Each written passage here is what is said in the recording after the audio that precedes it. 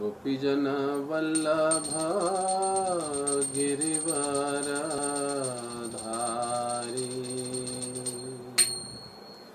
जय राधा माधव कुंज बिहारी। गोपीजन वल्लभ गिरिवरधारी। यशोदानंदना ब्रज जन रंजना।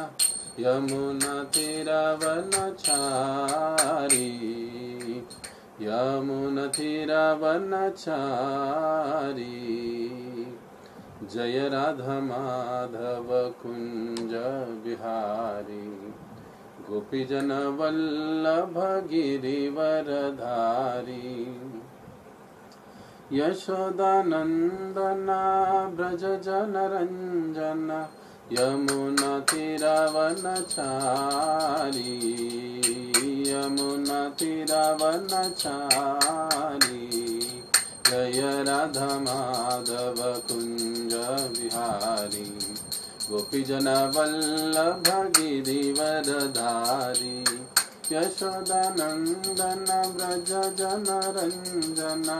यशोदानंदना ब्रज जन रंजना। यमुना तीरावनचारी।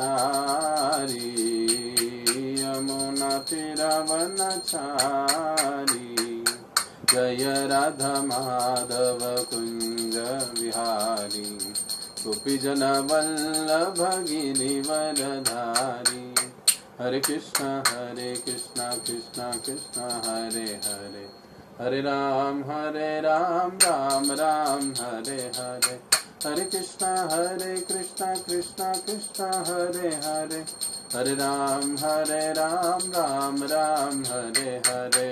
हरे कृष्णा कृष्णा कृष्णा हरे हरे। हरे राम राम राम हरे हरे। जय राधा कुंज बिहारी। राधा कुंज बिहारी राधे जय। गौरनिताय गौरनिताय गौरनिताय जय गौरनिताय। जय जय प्रभुपाद प्रभुपाद प्रभुपाद। जय श्रील प्रभुपाद। जय जय गुरुदेव गुरुदेव गुरुदेव। जय श्रील गुरुदेव। बोलो कलिक पावन से हरिनाम संकीर्तन की जय। श्री श्री राधा कुंज बिहारी भगवान की जय।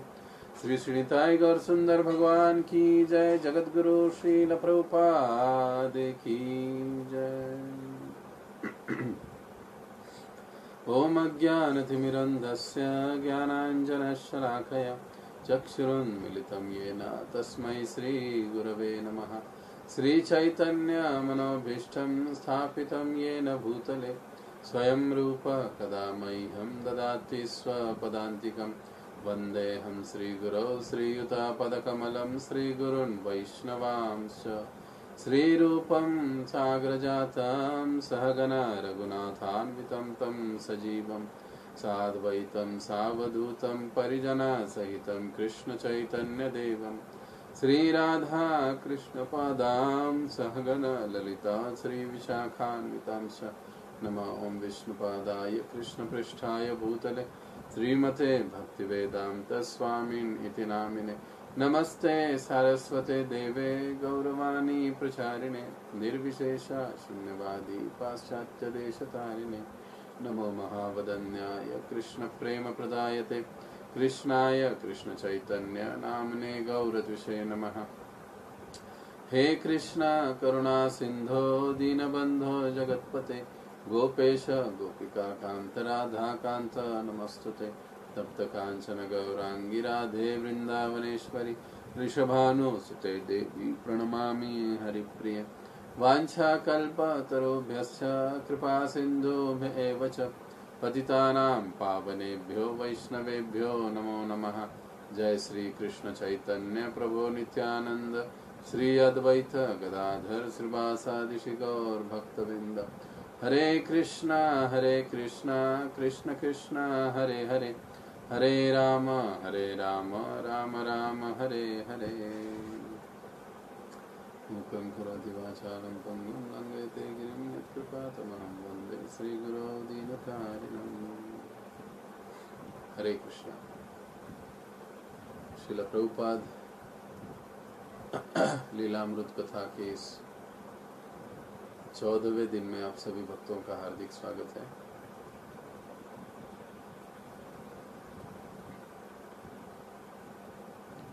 पिछले कक्षा में हम चर्चा कर रहे थे कि किस प्रकार से पाश्चात्य जगत, विशेष रूप से अमेरिका में जाना, यह जो श्रील प्रभुपाद जी का स्वप्न था वो पूरा हो रहा था। उसका कुछ अंश हमारा बाकी रह गया था कथा रूप में। और आज का जो अध्याय है, अध्याय 12, अमेरिका की यात्रा, प्रकरण 12, अमेरिका की यात्रा। किस प्रकार से श्रील प्रभुपाद जी ने जलदूत नामक उस जहाज में लगभग 35 दिनों की यात्रा की, और उस यात्रा के दौरान किस प्रकार से श्रील प्रभुपाद जी ने 2 ऐतिहासिक कविताएं या ये कहिए कि भजन लिखे, और कितने कष्ट उस यात्रा के दौरान उन्हें झेलने पड़े, इसका वर्णन हमें इस 12वें अध्याय में हमें मिलता है।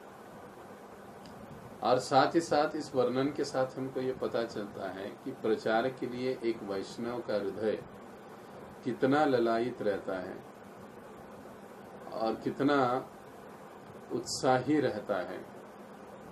हर प्रकार के कष्ट सहन करते हुए भी वो अन्यों को कृष्ण भावना देना चाहता है। श्रील प्रभुपाद जी के दिव्य व्यक्तित्व का यह एक दिव्य गुण हमें इस अध्याय में देखने को मिलता है।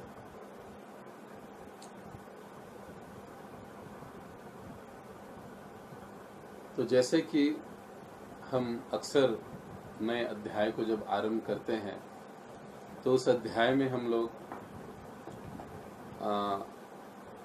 जो श्रील प्रभुपाद जी के गुण हमें प्रकट होते हैं उस पर हम चर्चा करते हैं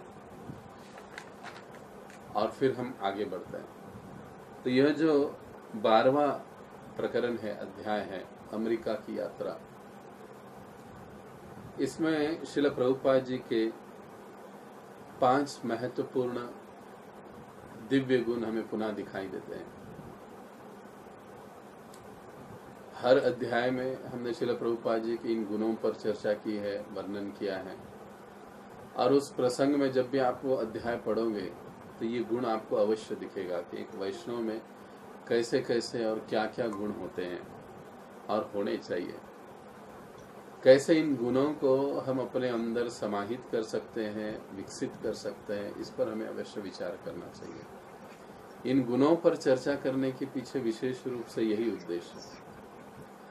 तो इस 12वें अध्याय में सबसे पहले हमको जो श्रील प्रभुपाद जी का गुण प्रकट होता है वो ये है कि एक जो वैष्णव होता है, शुद्ध भक्त होता है, उसका हृदय एक कवि का होता है, वो कवि हृदयी होता है।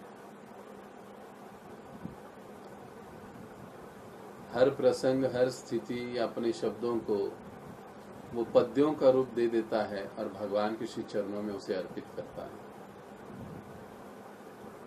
दूसरा जो विशेष गुण यहाँ पर हमें पुनः प्रकट होता है श्रील प्रभुपाद जी का, वो ये कि एक जो वैष्णव होता है, शुद्ध भक्त होता है, या जो वैष्णव बनने की कोशिश कर रहा है, हाँ, वह अपने जीवन के हर प्रसंग में भगवान का हाथ देखता है, भगवान की कृपा को देखता है। प्रसंग कैसा भी हो, कई बार हमारी यह धारणा होती है कि जीवन में जब सब अच्छा होता है, गाड़ी है, बंगला है, पैसा है, धन, व्यवसाय व्यवस्थित चल रहा है, तो हमारे जीवन में ठाकुर जी की कृपा है। और जब कुछ गड़बड़ा जाती है परिस्थितियां, तो हमको लगता है रे भगवान की कृपा नहीं है। लेकिन जो एक भक्त होता है, एक वैष्णव होता है, वो हर स्थिति में अपने जीवन में, चाहे अच्छी हो या बुरी हो, उसमें भगवान की कृपा को, भगवान के हाथ को अवश्य देखता है, ये उसे दिखाई पड़ता है। चौथा, क्षमा करें, तीसरा जो गुण है वो हमें ये प्रकट होता है कि वैष्णव जहां पर भी उपस्थित रहते हैं, एक शुद्ध भक्त जहां पर भी उपस्थित रहते हैं, उस स्थान में उपस्थित व्यक्तियों को वो कृष्ण भावना में बना देते हैं। ये उनका विशेष गुण होता है। प्रभुपाद जी के बारे में भी हम देखते हैं कि इतनी कठिन परिस्थिति में मालवाहु जहाज में उन्होंने जन्माष्टमी को मनाया, सभी को प्रसाद बनाया, खिलाया, कथा की, कीर्तन की। तो वैष्णव जहां पर भी उपस्थित होते हैं उस स्थिति, उस परिस्थिति को, वहां के व्यक्तियों को, स्थान को वो कृष्ण भावना में बना देते हैं। चौथा महत्वपूर्ण गुण हमें दिखाई देता है कि एक जो वैष्णव होता है समय समय पर अपने सेवा कार्य, अपने उद्देश्य का चिंतन करते रहता है, उस पर मनन करते रहता है, उसके बारे में सोचते रहता है, उसके लिए योजनाएं बनाते रहता है। भले ही वो आज उसे एप्लीकेबल न कर पाए, लेकिन भविष्य की कई सारी योजनाएं उसके मस्तिष्क में तैयार होती हैं, क्योंकि वो समय रहते समय समय पर अपने सेवा कार्यों पर, गुरु और वरिष्ठों द्वारा दिए गए आदेशों पर वो चिंतन करता है कि मैं कैसे उसे पूरा कर सकता हूँ। इस अध्याय में ये गुण हमें दिखाई देता है। पांचवा और महत्वपूर्ण गुण वैष्णव का जो है, जो श्रील प्रभुपाद जी में कूट कूट कर भरा हुआ है, शुद्ध भक्त है, कि एक वैष्णव जब बद्ध जीवों को, संघर्षरत इन बद्ध जीवों को देखता है तो उसके हृदय में करुणा उत्पन्न होती है कि मैं कृष्ण का संदेश इन तक कैसे पहुंचाऊं। इसके लिए वो चिंतित हो उठता है, उनकी स्थिति को देखकर वो द्रवित हो उठता है। भले ही उनको ऐसे लगे कि हम लोग तो बड़े ऐशो आराम में, मजे में हैं, लेकिन एक वैष्णव, एक शुद्ध भक्त ही देख सकता है कि वो सुख में नहीं बल्कि दुख में है। मोहवश, मायावश वो अपने आप को सुखी समझ रहा है। यह दिव्य दृष्टि केवल वैष्णव के पास होती है। और ये भी पांचवा महत्वपूर्ण गुण हमें इस अध्याय में श्रील प्रभुपाद जी के विषय में देखने को मिलता है। तो आइए हम कथा को आरंभ करते हैं। अब उस स्थान से कथा को आरंभ करेंगे जहां हमने कल छोड़ा था। संक्षेप में कुछ बातें रह गई थी पिछले अध्याय की। तो अब जैसे कि हमने देखा कि श्रील प्रभुपाद जी ने भागवतम के तीसरे स्कंद को भी प्रकाशित कर लिया था, और अब वो ये चाह रहे थे कि अब उन्हें अमेरिका में जाना चाहिए, क्योंकि अब पर्याप्त मात्रा में उनके पास पुस्तकें हैं, उनका लेखन कार्य है, जो बेसिक संक्षेप में सभी को बताना है उन्होंने अपने ग्रंथों में बताया है। और जब भी वो जिसे भी मिलेंगे वो ग्रंथ देंगे, ग्रंथ पढ़कर लोग आकर्षित होंगे, विषय वस्तु को समझेंगे। तब वो इस प्रकार से सोचकर बंबई चले आते हैं सुमति मुरारजी से मिलने के लिए। मिलने का भी इस बार उद्देश्य यह है कि वो एन केन प्रकारेण जैसे तैसे स्वामी जी की अमेरिका जाने की व्यवस्था करें। और वो ये समझ रहे थे कि ये व्यवस्था अगर करे तो केवल सुमति मुरारजी कर सकती है। अब इसके पहले जैसे कि बंबई में राह चलते चलते मथुरा के एक व्यवसायी मिस्टर अग्रवाल से उनकी मुलाकात हो गई थी। अग्रवाल को उन्होंने बता दिया था कि मेरी योजना है, मैं चाहता हूं कि पाश्चात्य जगत में जाकर इस भागवत का प्रचार करूं, हो सके तो आप मुझे कुछ मदद कीजिए। तो उन अग्रवाल जी का बेटा था जो अमेरिका में रहता था, बटलर में, एक शहर का नाम है वहां पर, और उन्होंने ऐसे ही चलते चलते कहा था प्रभुपाद जी ने, लेकिन उन्होंने गंभीरता से लिया। और कुछ समय के बाद हमने देखा कि अचानक से विदेश मंत्रालय का प्रभुपाद जी को फोन आ गया कि आपका आपत्ति नहीं, नो ऑब्जेक्शन लेटर तैयार है, आप अमेरिका जा सकते हो। तो प्रभुपाद जी को बड़ा आश्चर्य हुआ कि अरे ये सब कैसे हुआ। जब उन्होंने पता किया तो उन्हें पता चला कि अरे ये तो जो गोपाल जी है उनके कारण ये सब हुआ है। और विशेष रूप से जो, क्षमा करें,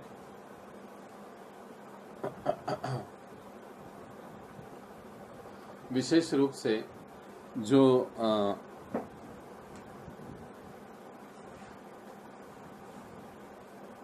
हरे कृष्णा कृष्णा कृष्णा हरे हरे, हरे राम राम राम हरे हरे, हरे कृष्णा कृष्णा कृष्णा हरे हरे, हरे राम राम राम हरे हरे।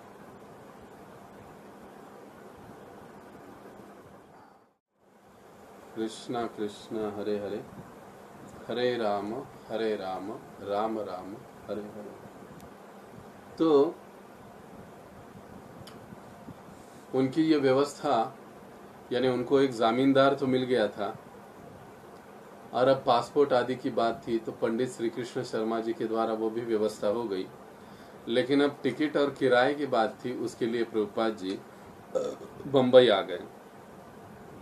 सारा पासपोर्ट, जमानत के कागज आदि लेकर वो बंबई आ गए और सुमति मुरारजी तक पहुंचने की उन्होंने कोशिश की। अब इस कोशिश में उनकी जो मुलाकात है उनके सचिव से हुई, और उन्होंने, सचिव ने जब सब मिस्टर चौकसी, उन्होंने जब वो कागज पत्र देखे तो उन्हें बड़ा आश्चर्य हुआ कि अरे स्वामी जी ने इतना सारा सब कुछ कर लिया। तो वो कहने लगे कि आप कृपया सुमति मुरारजी को बताइए कि ऐसे ऐसे मैं पाश्चात्य देश में जाना चाहता हूँ, अमेरिका में जाना चाहता हूँ, आप कृपया मेरी मदद करें, मुझे एक टिकट दिलवा दें। तो ये जो सचिव थे ये सुमति मुरारजी के पास गए और कहने लगे कि वो वृंदावन के स्वामी आए हैं जिन्होंने हमारे पास से पुस्तकें छपवाई थी, अब वो चाहते हैं कि अमेरिका जाना और आप सिंधिया जहाज से उन्हें भेज दे, ऐसी उनकी इच्छा है।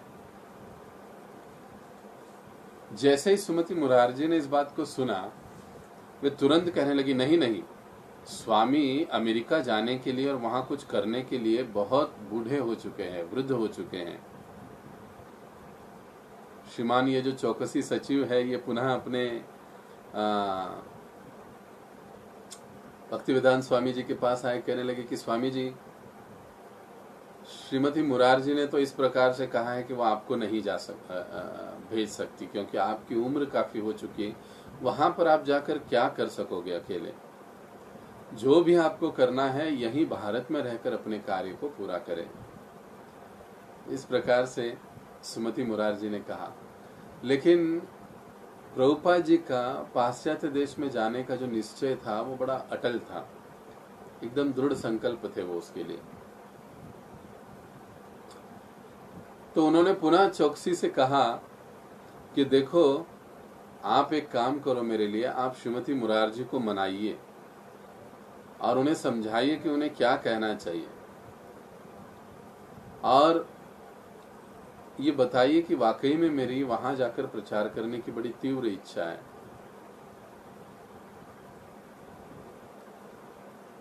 अब भक्तिवेदांत स्वामी की इस बात को सुनकर प्रभुपाद जी की ये चौकसी पुनः मुरारजी के पास चले गए, और मुरारजी के पास जब गए तो उन्होंने कहा कि मैडम जी देखिए, ये सज्जन वहां जाकर प्रचार करने के बड़े इच्छुक है, अपने भागवत धर्म का प्रचार करना चाहते हैं, मुझे ऐसे लगता है इन्हें भेज देना चाहिए।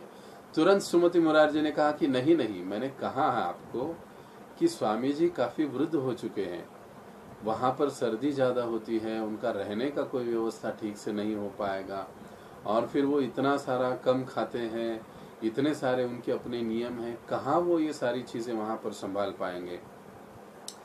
और वो अमेरिका के जो लोग हैं वो इतना कोऑपरेटिव नहीं है, वो कहाँ इनकी बातें सुनेंगे, इनको सुनेंगे ही नहीं।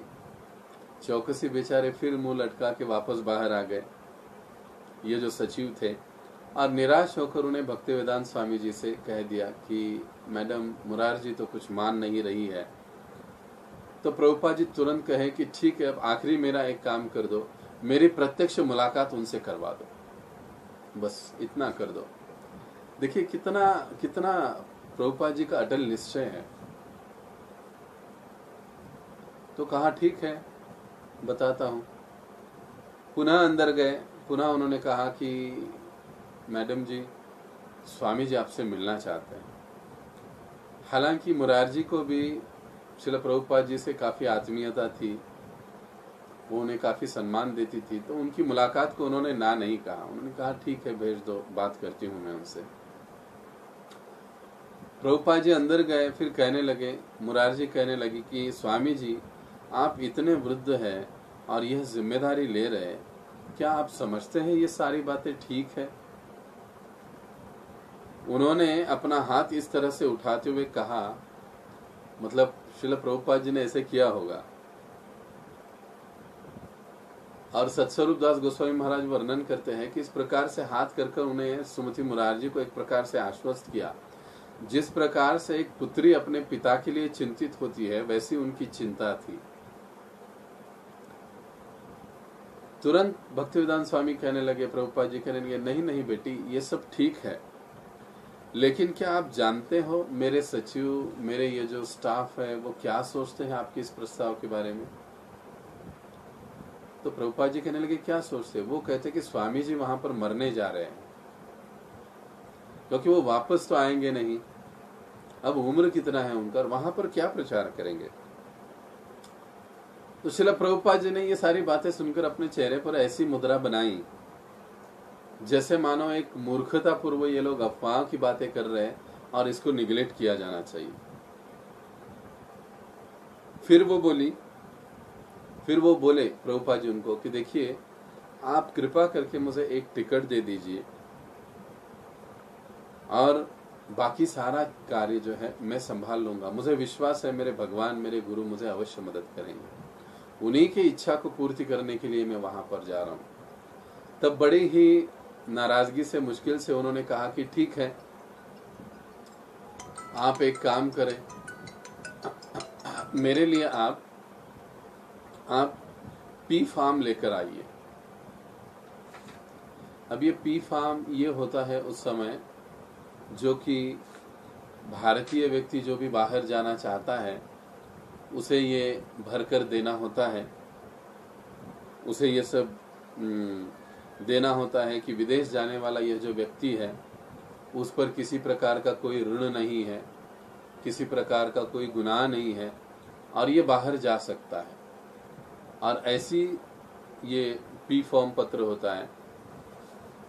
तो अब पी फॉर्म पाने में उस समय काफी समय लगा करता था और संयुक्त राज्य का बीमा भी अभी तक, वीजा भी अभी तक नहीं मिला था और इसके लिए उन्हें बहुत सारी भागदौड़ करनी थी बंबई में श्रील प्रभुपाद जी को।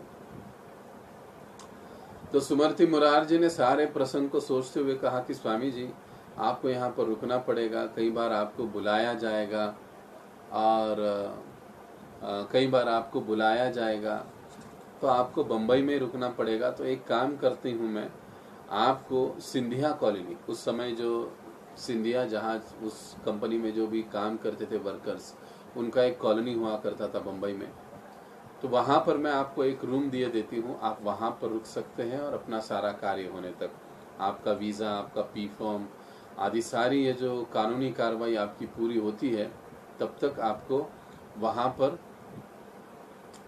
रुकने में आसानी होगी।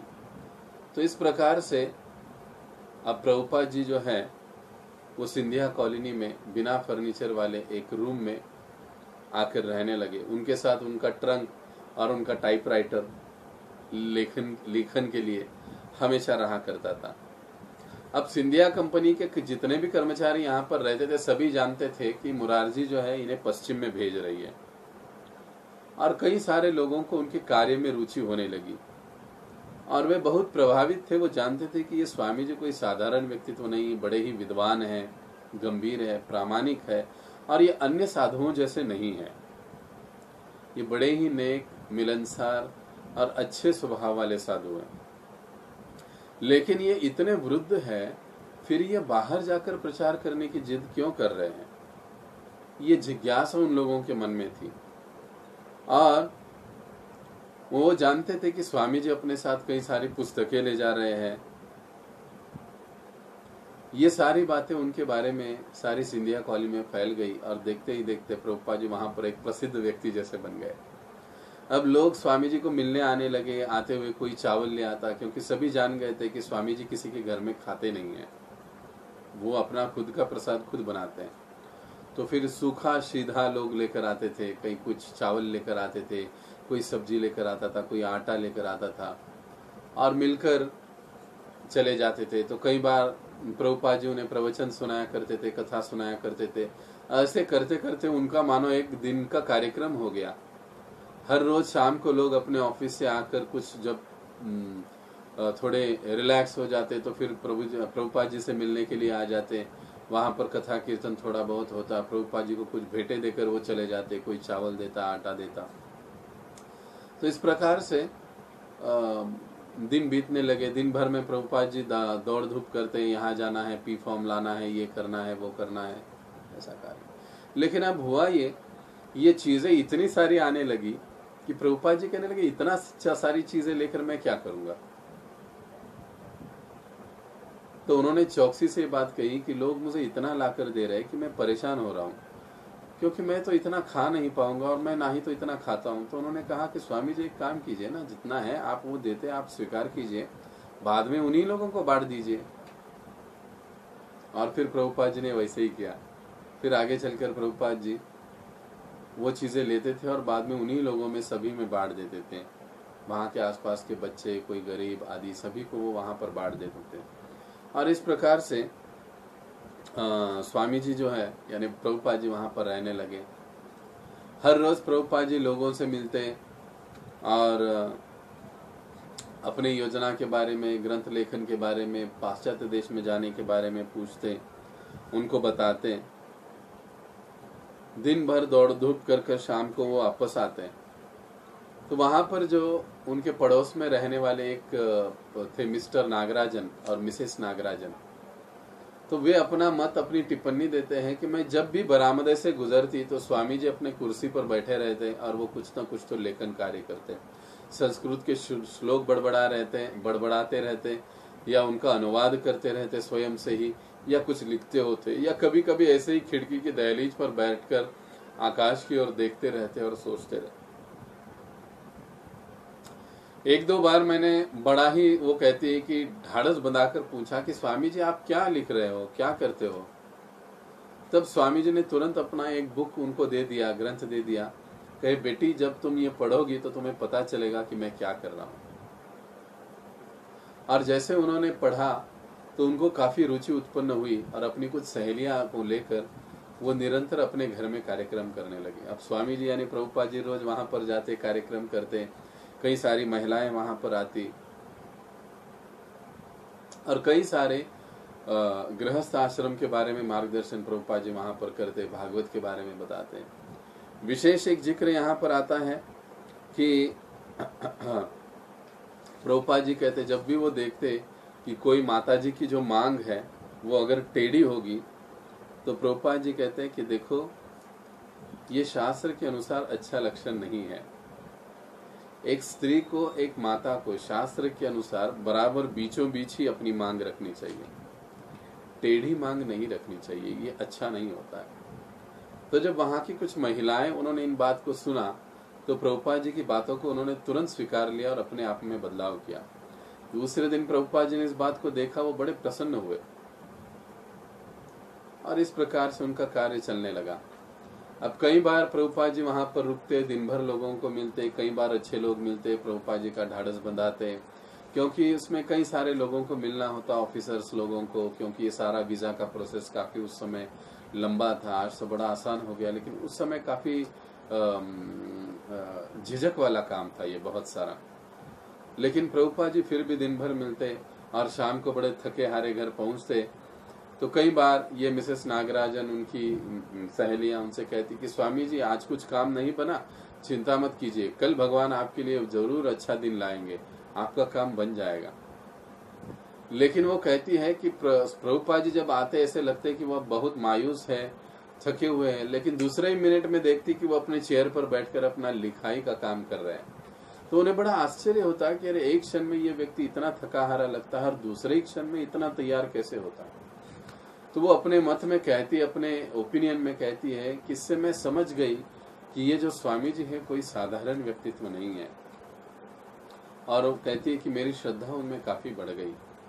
वो जैसे कहते बताते हम लोग उसका पालन करते हैं। और फिर वो समय आ गया, वीजा की प्राप्ति हो गई, सब कुछ मिल गया और अब उनका तारीख भी जाने का निश्चित हो गया। तो अब जलदूत में रवाना होने के पहले, कुछ दिन पहले, भक्तिवेदांत स्वामी जो है वो कलकत्ता पहुंचे, क्योंकि ये उनकी एक प्रकार से आध्यात्मिक जन्मभूमि थी। वहां पर पहुंचे, कई साल उन्होंने अपने जीवन का हिस्सा वहां पर बिताया था। उनका बचपन, उनका यौवनावस्था, उनका कार्य सारा, उनकी फैक्ट्रियां, लेकिन अब उनके लिए वहां पर रहने के लिए कोई जगह नहीं थी। देखिए, ये दुनिया की रीत तो बड़ी कठोर होती है। और जब इस भौतिक प्रकृति के नियमों को व्यक्ति नहीं समझता है तब वो दुखी होता है। कोई सर्वसाधारण व्यक्ति होता तो वो सोचता कि अरे मैं यहाँ पर पला बड़ा, मेरी पत्नी यहाँ, बच्चे यहाँ, लेकिन आज मैं कहाँ ठहरूं, मेरे लिए कोई जगह नहीं, वो रोता। लेकिन जिसको इस भौतिक जगत की प्रकृति जो है, उस प्रकृति के नियमों के बारे में, कठोरता के बारे में पता है, वो इसके बारे में दुख नहीं करेगा। वो समझेगा कि ये तो प्रकृति का नियम है। समय हमेशा आगे बढ़ते रहता है, पिछली बातें छोड़कर हमें उसके साथ आगे चलना चाहिए। तब प्रभुपाद जी ने याद किया। प्रभुपाद जी वहां पर लिखते हैं कि मेरी पत्नी, पुत्र, पुत्रियां, पौत्र सभी है, लेकिन मेरे पास धन नहीं है, इसलिए ये सारे निष्फल वैभव है। देखिए कितनी महत्व बात है ये। हम गृहस्थों को ये समझना बहुत जरूरी है। कई बार हम लोग भी इस चीज को समझते नहीं है और फिर दुखी हो जाते हैं। ये सारा जो वैभव है, पत्नी है, पुत्र है, पौत्र है, संबंधी है, जब तक पैसा धन हमारे पास है तब तक ये है। जिस दिन धन नहीं होता है तो प्रभुपाद जी कहते हैं जैसे कि ये निष्फल वैभव है, किसी काम के नहीं है। तो यद्यपि इस नगर में बचपन में उनका लालन पालन हुआ है, लेकिन अब रुकने के लिए जगह नहीं है। तब उन्हें याद आ गया कि कानपुर में जब उन्होंने, उत्तर प्रदेश में राजभवन में जब उन्होंने एक कार्यक्रम किया था प्रवचन, तो उस समय उन्हें शिशिर नाम का एक लड़का मिला था जो कलकत्ता में ही था। उन्होंने उनको बुलाया और शिशिर भट्टाचार्य के साथ वो रुके वहां पर। और कुछ दिन बाद उन्होंने कहा कि देखो अब मैं मालवाहू जहाज से सिंधिया कंपनी के मैं जा रहा हूँ पाश्चात्य देशों में। तो उन्हें बड़ा कुतूहल हुआ, आश्चर्य हुआ शिशिर को, और वो सारी मदद करने के लिए तैयार हो गया। उनके साथ रुका, उनकी कुछ व्याख्यानों का वहां पर कलकत्ता में आयोजन करने लगा। अब उनके मन में विचार आया कि अरे ये कोई साधारण बात नहीं कि एक भारतीय सन्यासी पाश्चात्य जगत में प्रचार के लिए जा रहा है, तो उनकी जो खबर है वो न्यूज़पेपर में आनी चाहिए। तो बेचारे ने, देखिए, स्वयं से ही ये सेवा का भाव होता है। और प्रभुपाद जी ने उनको बड़ा सही समझाता। और अब वो वहां पर अखबारों में उनकी खबर देने का प्रयास करने लगे, लेकिन कई सारे अखबारों को इस बात में कुछ दम नहीं लगा। लेकिन आखिर में दैनिक बासुमती, जो कोलकाता का एक लोकल वर्तमान पत्र था, उसमें वे राजी हो गए कि हाँ, हम स्वामी जी का ये आर्टिकल छापेंगे। अब उस समय स्वामी जी के पास एक ही फोटो था और वो फोटो पासपोर्ट पर लगा हुआ था। उसी फोटो का चित्र निकालकर फिर दे दिया गया और वहां पर एक छोटी सी खबर पहुंची कि स्वामी जी कलकत्ता के अब अमेरिका में प्रचार के लिए जा रहे हैं। भट्टाचार्य अपनी यादों में लिखते हैं कि हम लोग टैक्सी से उधर उधर जाते, कई सारी कुछ खरीदारी करनी होती है वो करते, क्योंकि मुरार जी ने कुछ लक्ष्मी दी थी। और फिर उनके लिए चौकसी भी वहां पर आ गए। जाने से पहले उन्होंने कोट, छाता, ऊनी कपड़े, कुछ जरूरी सामान उनको परचेज करवाकर, खरीद करवाकर दे दिया। और इस प्रकार से भट्टाचार्य भी उनके साथ रहे, चौकसी ने भी काफी मदद की। और अब 13 अगस्त जो जन्माष्टमी के पहले उनका कुछ दिन पहले उनका 70वां जन्मदिन आने वाला था बाद में दूसरे दिन। पिछले कई समय से वो जन्माष्टमी के समय अपने जन्मदिन के समय वृंदावन में रहा करते थे, लेकिन इस समय वो यहाँ पर थे, जबकि लोग वृंदावन में वृद्धावस्था से बाहर नहीं पड़ते, वृद्धावस्था में वो वृंदावन से बाहर नहीं पड़ते, लेकिन प्रभुपाद एक ऐसे व्यक्तित्व थे जो इस अवस्था में वृंदावन से बाहर उन्होंने कदम रखा था प्रचार कार्य के लिए। उसके बाद प्रभुपाद जी श्री चैतन्य महाप्रभु के स्थल पर वहां पर भेंट देकर, जन्म स्थान पर वहां पर भेंट देते, वहां पर जाते हैं। भक्ति सिद्धांत सरस्वती ठाकुर जी की समाधि पर जाते हैं, वहां पर कुछ समय बिताते हैं, प्रार्थना करते हैं कि आपकी आज्ञा की पूर्ति के लिए जा रहा हूँ, आप कृपया मुझे आशीर्वाद प्रदान करें। और अब भक्तिवेदांत स्वामी पूरी तरह से तैयार थे। भक्तिवेदांत स्वामी और ये जो भट्टाचार्य जी थी शिष्य एक टैक्सी करके कलकत्ता के बंदरगाह पहुंचे और वहां चैतन्य चरितामृत की एक प्रति उन्होंने खरीद ली, जिसे वो सागर यात्रा के बीच में पढ़ना चाहते थे श्रील प्रभुपाद जी। और अपना भोजन वो जैसे तैसे बना लेंगे अपने ही जहाज पर, भगवान कृष्ण की इच्छा होगी तो खा लेंगे, अन्यथा वैसे ही गुजारा करेंगे। और फिर उन्होंने सारा कुछ चेक कर लिया कि अपना यात्री टिकट, पासपोर्ट, प्रवेश पत्र, पी फॉर्म, जामीन का पता, सब कुछ अपने साथ है या नहीं। और वो फिर समय आ गया जब प्रभुपाद जी अब निकल पड़े।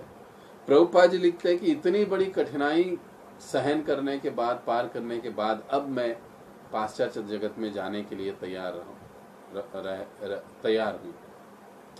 भगवान कृष्ण की कृपा के बिना यह संभव ही नहीं था, और भारत में रहकर ये प्रचार कार्य करना संभव नहीं है, क्योंकि मैंने यहाँ पर देखा कि भारत के लोग साहब बनने में बिजी है, उन्हें भागवत के संदेश में कोई रुचि नहीं है।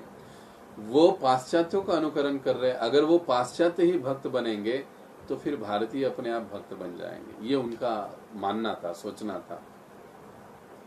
और फिर बंदरगाह में उन्होंने देखा कि काला छोटा पुराना मालवाहक एक जो जहाज है वो किनारे लगाया गया और एक मार्ग उस जहाज तक जाता था।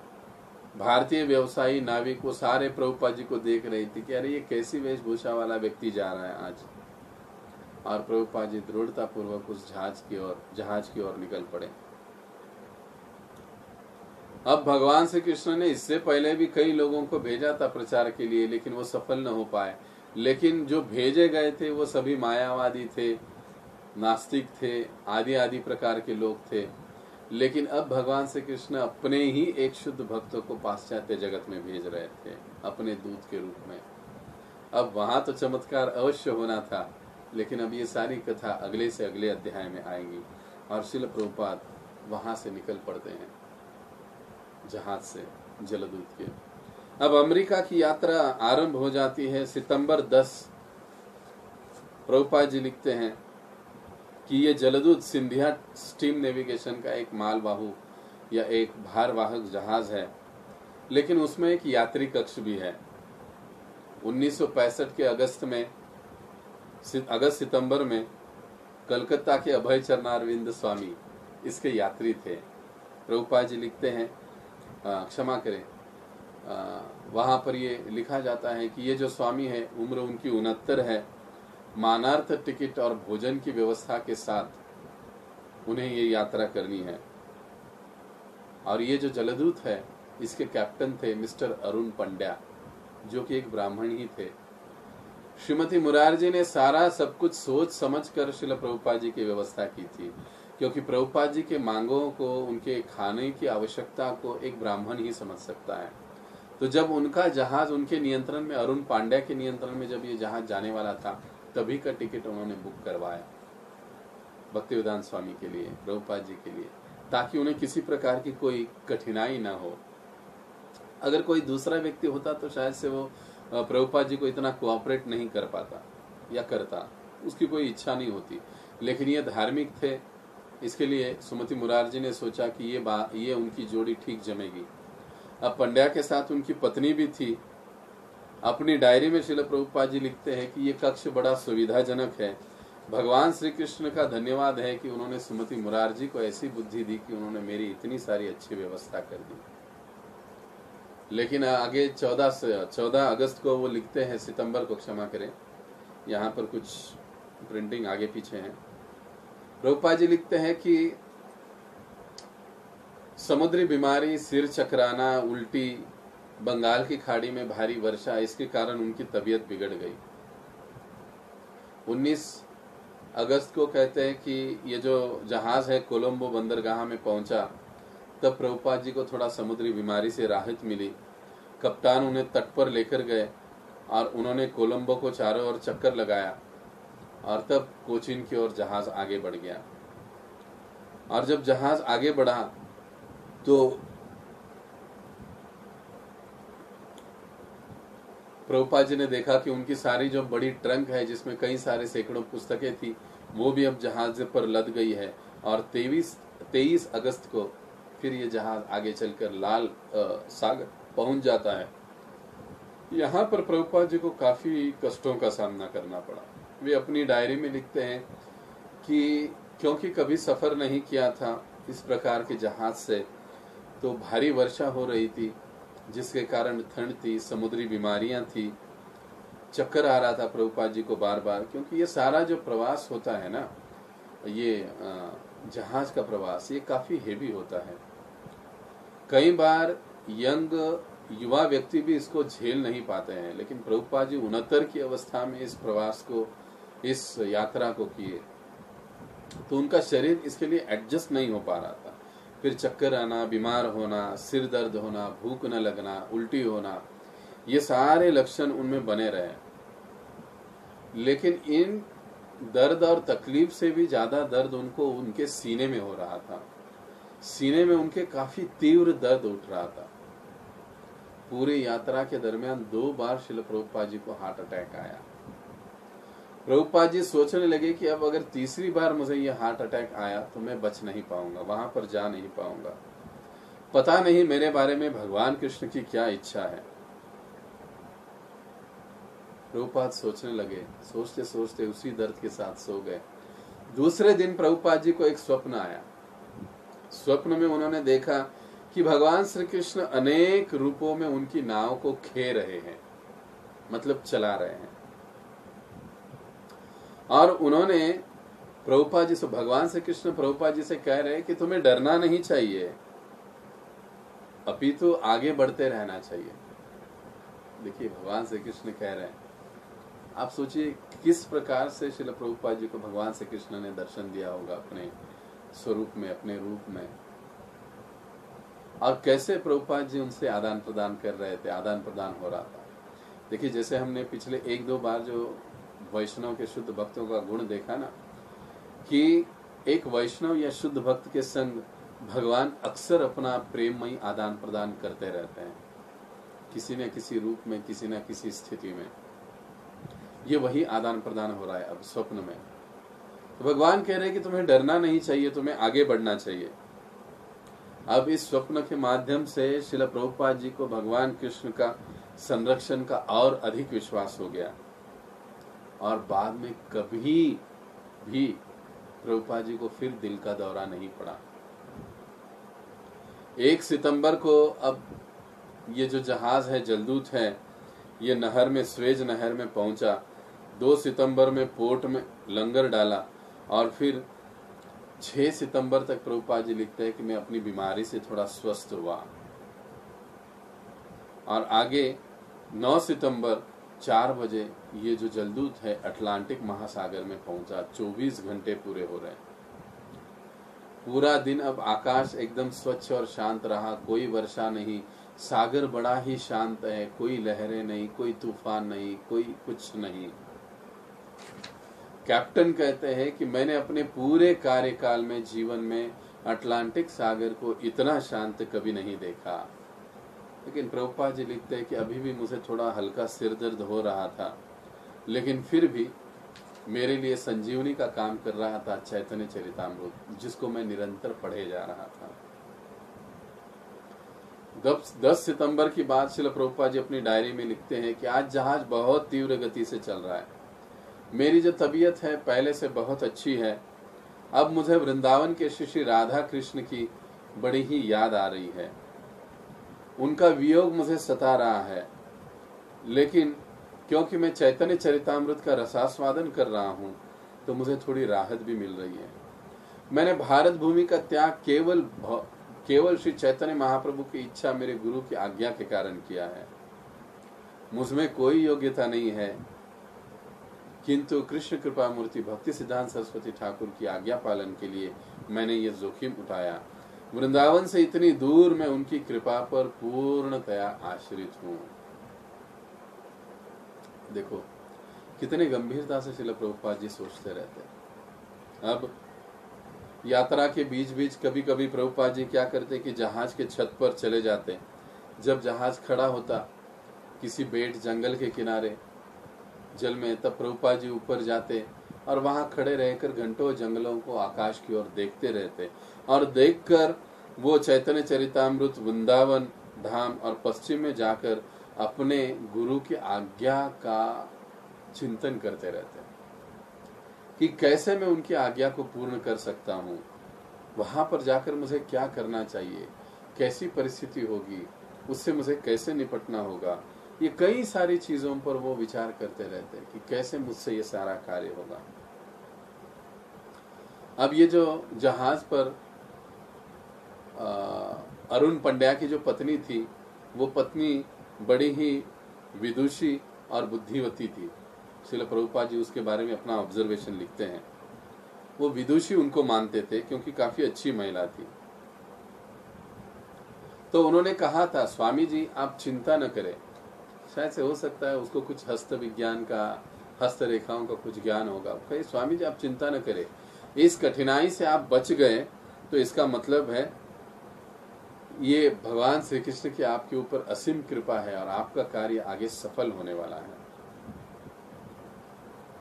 तो सन 1965 की ये सारी जो जलदूत की यात्रा है, अरुण पंड्या भी लिखते हैं, बड़ी ही शांतिपूर्ण रही।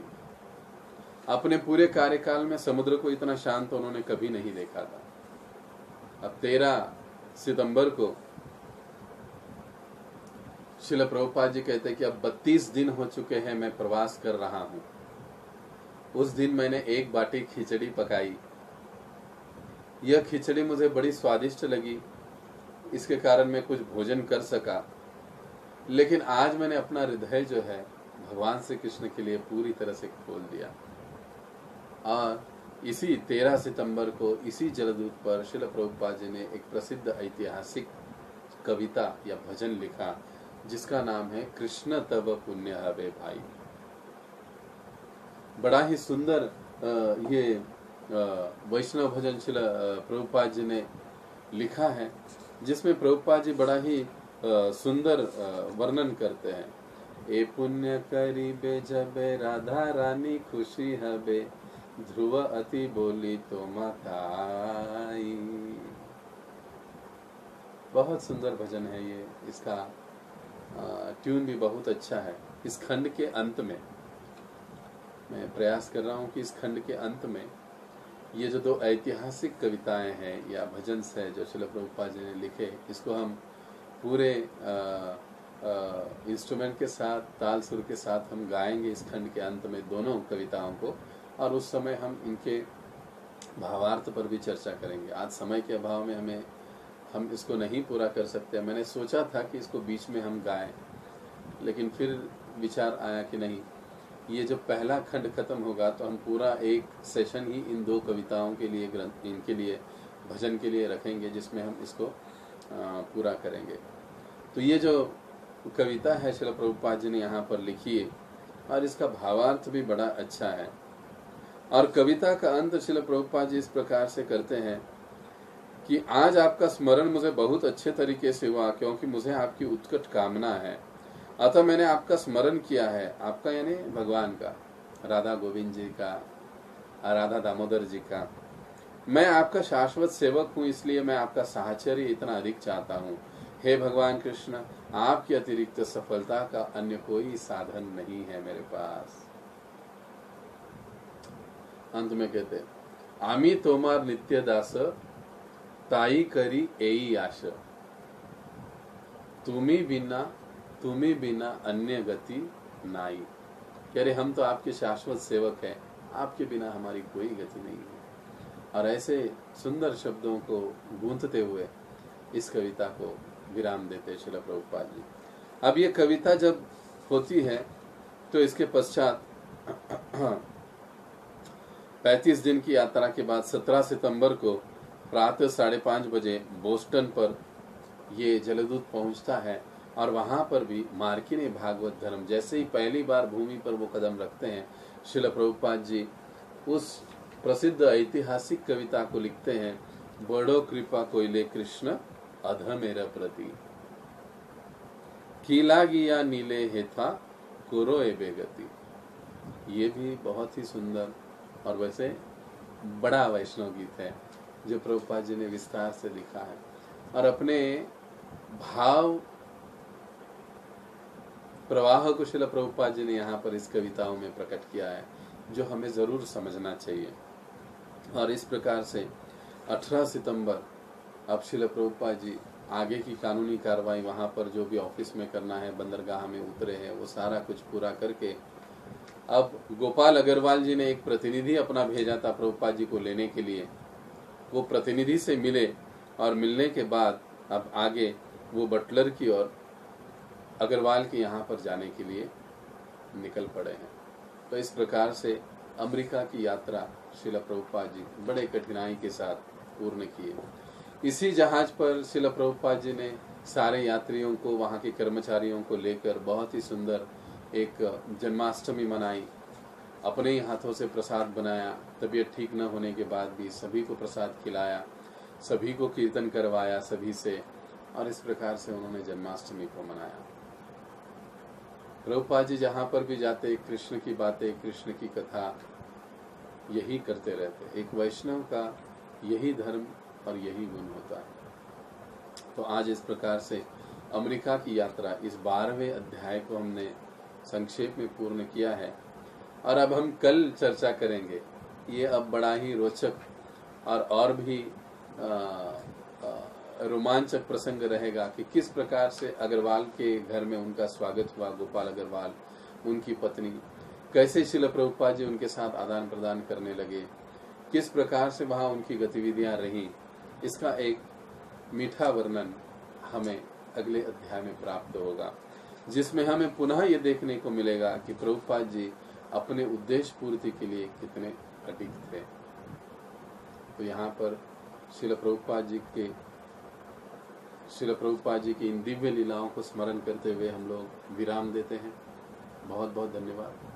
हरे कृष्ण। जगत गुरु श्रील प्रभुपाद की जय। सत्स्वरूप गोस्वामी महाराज की जय। निताई गौर प्रेमानंदे। हरि हरि बोल।